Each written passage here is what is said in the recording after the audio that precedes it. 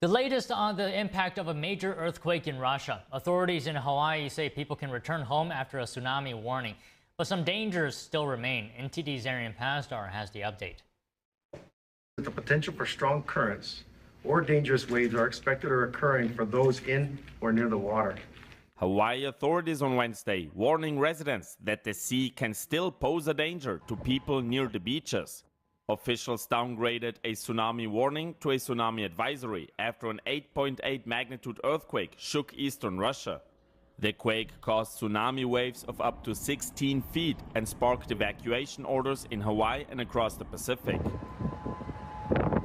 Sirens could be heard in Honolulu after the earthquake, but Hawaii officials say the situation has calmed down as of Wednesday morning.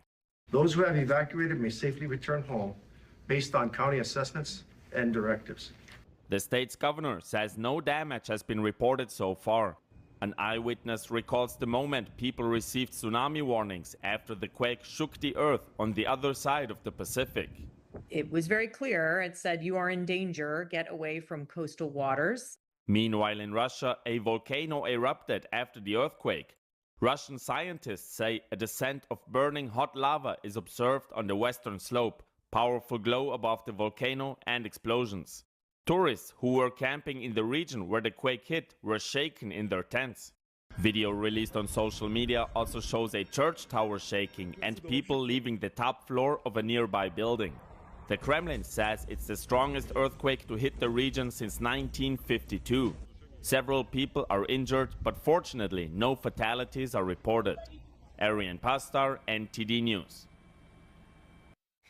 Tremors and aftershocks are still possible after the powerful magnitude 8.8 earthquakes and tsunamis across the Pacific. An assistant professor at the Department of Earth and Planetary Sciences at the University of Hong Kong illustrated how the quake erupted beneath the ocean floor. The North American plate is like the sponge, and the subducting Pacific plate is like this book.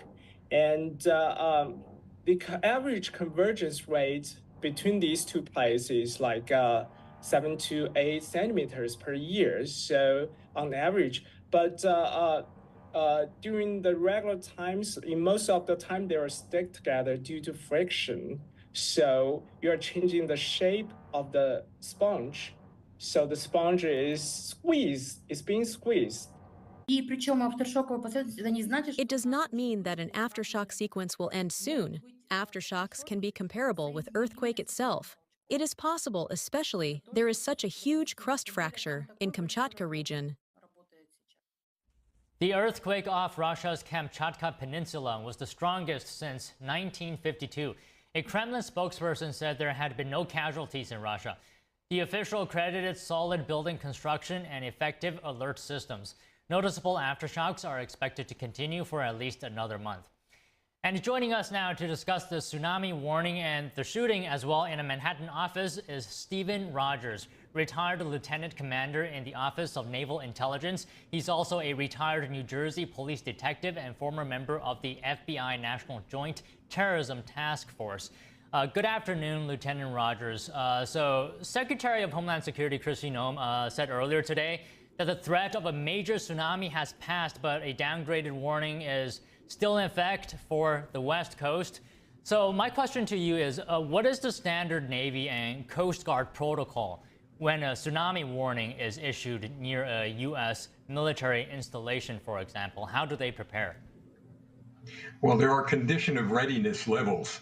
For example, these conditional of readiness levels will be activated once the U.S. Navy, in partnership with the U.S. Weather Bureau Service, predicts the time, the date, and the place that a tsunami would hit. Once that happens, once you go to a high level, you'll see our U.S. Navy vessels, Coast Guard vessels, stay at sea if they're at sea, and those that they could get out of port and out to sea, they go out to sea in a safe area, far away from the tsunami or, in some cases, hurricanes. The naval bases, and I'm sure all military bases nowadays, work in partnership with the communities that they're based in, the states and the federal government. So they got a good protocol, they got a good warning system, and the situation in Hawaii obviously was activated earlier. In fact, my daughter lives in Hawaii, and she kept me posted as to when the sirens blasted and when she had to evacuate, and she's back home now. But I asked her, I said, well, how did it go? Did everything go smoothly? She said, absolutely. With the Navy base around, things went very well. So you're a retired naval lieutenant commander. So to you, what is the first thing that perhaps goes through your mind upon hearing about tsunami warnings? Well, save lives as fast as you could. Get those warnings up there sooner rather than later. And once you do that, you'll be able to save a lot of lives, no doubt about it. And again, it's all about life saving. And so you take those measures and always protect that fleet. Those ships got to get out to sea. They're always combat ready. They can be activated for war at any time, any place. So those are the two things that are on my mind. And I've got to tell you, we do it well. And can you characterize or describe or quantify how quickly can U.S. Navy or Coast Guard shift from, normal operations to, for example, tsunami readiness? Well, rather quickly, and of course the time factor is based on the level of information they receive from the Weather Bureau. You'll get, let's say, a 72-hour warning. That'll go to a 48-hour warning, 24 hours. And each warning will tell you, well, is it imminent? Is it not?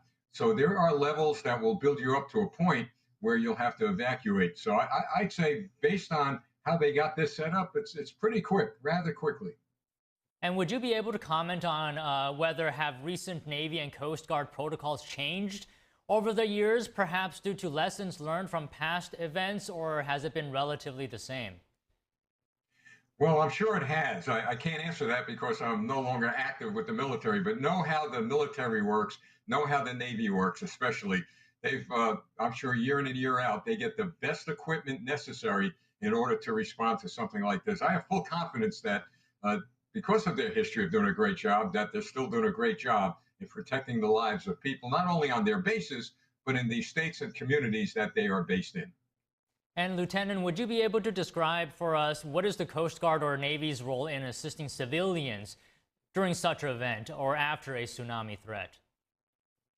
Well, you'll have the Coast Guard, for example, without a doubt. They'll be out after a tsunami event. They'll be out with their choppers and their ships looking for anyone who may have got caught up in the tsunami.